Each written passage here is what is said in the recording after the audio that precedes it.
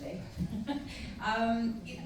And also neurodivergent people aren't just autistic or ADHD or dyslexic or dyspraxic. Neurodivergent could mean any of those things. It could mean a combination of those things.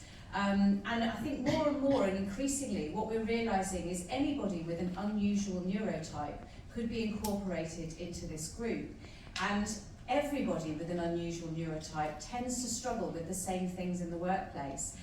But we have a much better rainbow of strengths and contributions to make. But the whole population prevalence, if we add up all the different kind of neurotypes that are out there and consider the extent of overlap, we're looking at around 15 to 20% of the human population. So although you might be hearing a lot about this kind of crazy exponential rise in diagnoses, diagnosis is still absolutely nowhere near the population prevalences predicted by researchers doing epidemiological studies and looking at, public health. So actually, there's a lot more of us than are still currently diagnosed. And I think one of the things that's important to us, and one of the things we're noticing as researchers, practitioners, and within the community, is that there is with that kind of big rise, actually the other thing that's happening is a reduction in stigma. And we were talking earlier, Almuth and I, about how many people within the younger generations are no longer ashamed to talk about neurodivergence, associate their neurodivergence with their strengths. And that's certainly a change that's happened in my working career. I used to have to kick people's doors down to get them to talk about neurodiversity, and then I'd have to pin them to the desk to get them to stay to listen to the idea that neurodivergent people might be bringing strengths. And now it's like, come on in, I hear there's strengths. In fact, we've almost gone a little bit too far. Some employers seem to think that neurodivergent people are magical, mystical work fairies that are going to suddenly sort all their work problems out for them. Which, yes, Naomi's going, am I not? No, you are, darling, but not everyone is. Which is why we're still needing to provide coaching. So we've got these sort of different things happening. Some stigma, not so much stigma unfurling, peeling off layers of stigma, finding that balance between strengths and struggles. But essentially, neurodivergent people matter. We have them in, we are in the gene pool for a reason. We've been in the gene pool for a long time and we're not going away anytime soon. So we need to find a way to be part of society, which at the moment, we're more often than not. So only 29% of autistic people have a job in the UK, according to the Office of National Statistics. Around 25% of the prison population are ADHDers. 30% of dyslexic people of unemployed people are dyslexic. And nobody knows these statistics for those of us who are Tourette's or dyspraxic or bipolar, because people aren't collecting that data. It's still incredibly under-researched in terms of the interaction between neurodivergence and employment.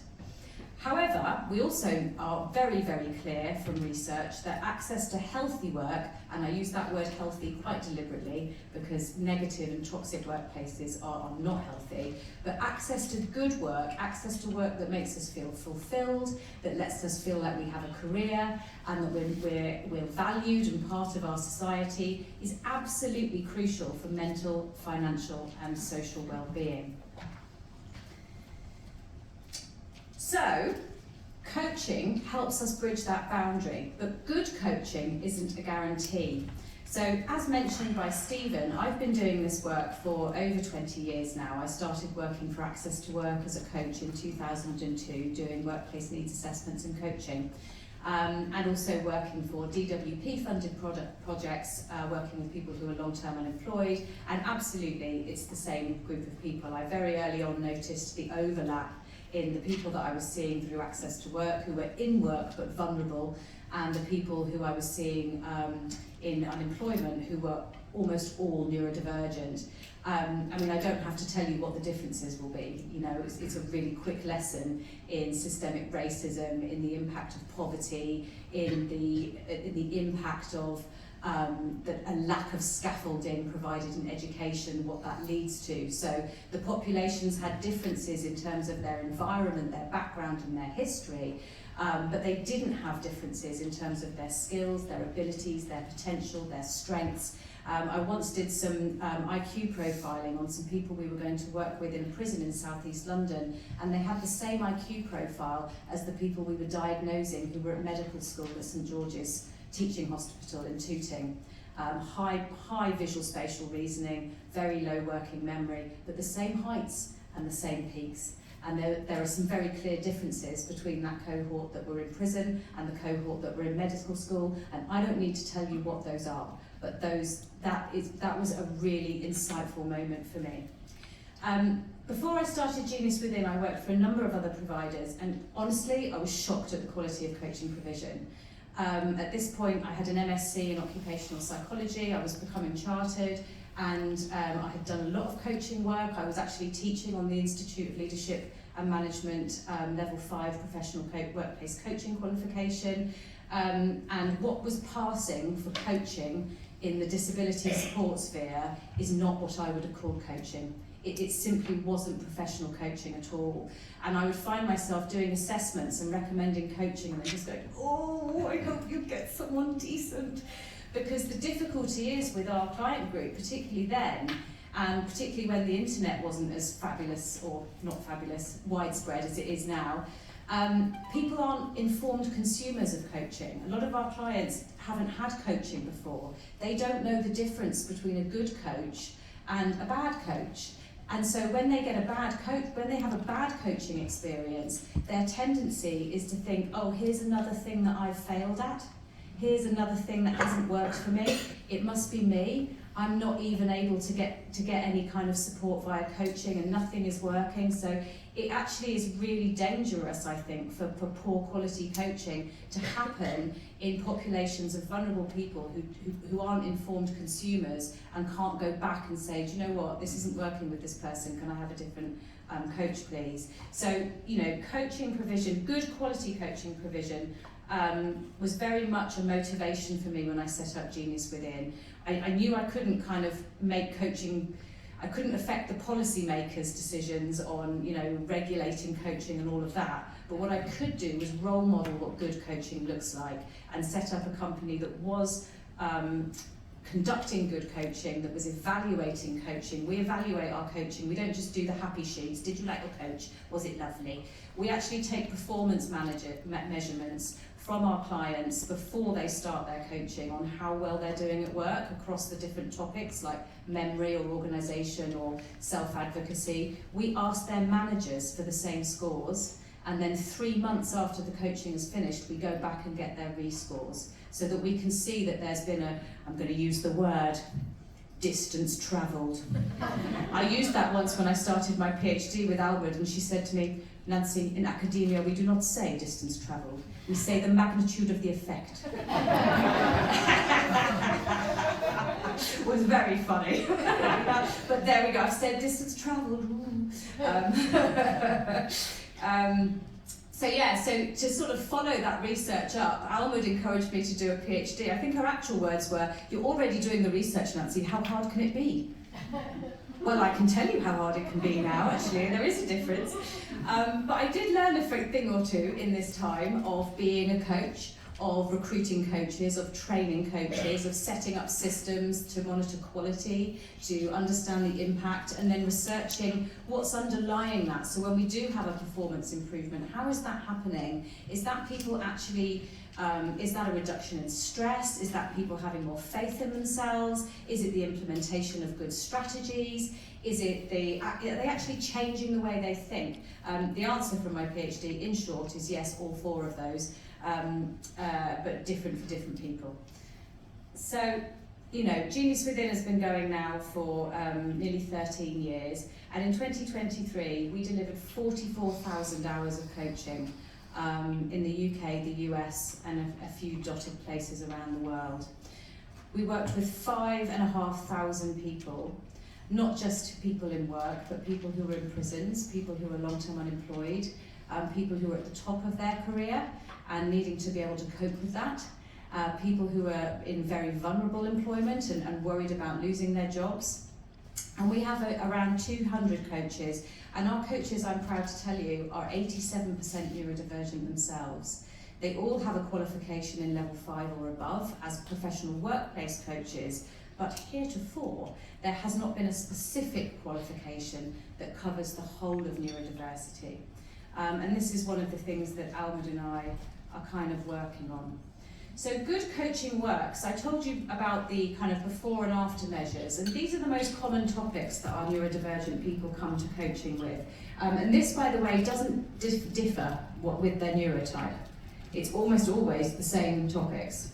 It doesn't matter whether they're dyslexic and dyspraxic, whether they're bipolar. This is what people are struggling with: organising their work, managing their time, remembering things and paying attention and having concentration. And guess what? If those are the things you're struggling with, it's stressful, which is why stress is up there. The lovely Anne Harris from the Society of Occupational Medicine is here, I think previous chair of the society. And Anne and I have known each other for a few years now, because I was on a one-woman tour for many years trying to point out to occupational health people that if they were seeing people for stress, they needed to look for undiagnosed neurodivergence.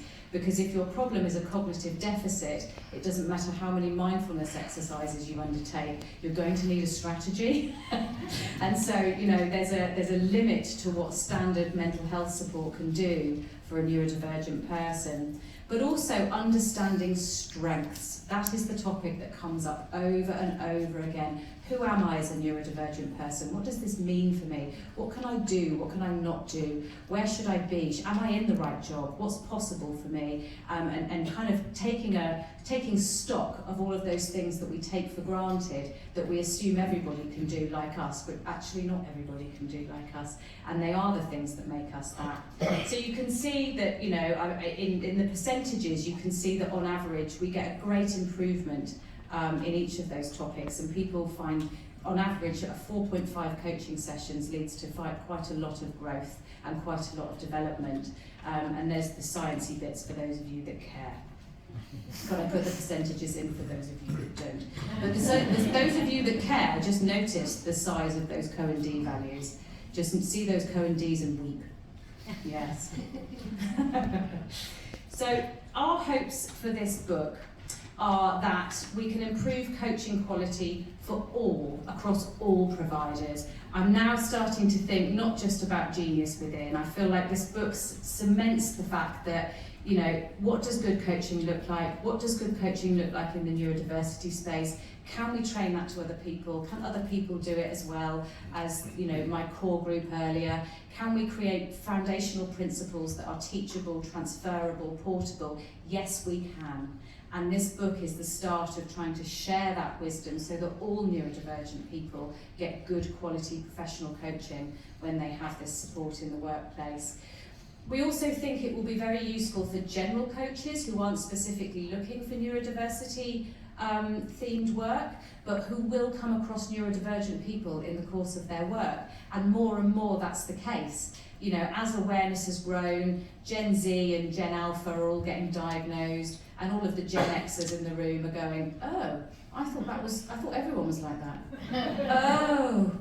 And those people are currently further on in their career. They're in middle management, struggling to get to senior management. They've job hopped for 20 years and they've never quite settled on something. Those people are struggling, and so they'll come to coaching for different reasons, and that will be part of what's going on for them, is being diagnosed in that moment. And we wanted to create some support for coaches who are working in that context so that they knew some of those underlying things and didn't try and make them all do mindfulness. And we also, I'm proud to say, this is a bit of a launch moment, Almuth and I have written a postgraduate course in neurodiversity coaching, which we hope to start this year. Yes, you may eventually it will be a postgraduate diploma. It's probably going to start as a postgraduate certificate, and it will be for people who are already trained coaches. So it won't be training you in coaching, it will be training you in how to apply the principles of coaching to a neurodivergent population. Shortcut, don't dial down the mindfulness. Sorry, I have a particular bugbear about mindfulness. And actually, weirdly, I really love yoga, so I'm not averse to mindfulness. But mindfulness isn't the answer to not being able to read or spell. It's not the answer to not having good fine motor control and finding it difficult to use new software and new equipment. And it doesn't actually stop you being ADHD. I've been doing yoga for 20 years, I'm still ADHD. So there we have it. Okay, so let's have a quick comfort break and then we'll come back and we'll hear Almuth's insights on the very fundamental psychological theories underpinning some of what we do. Thank you.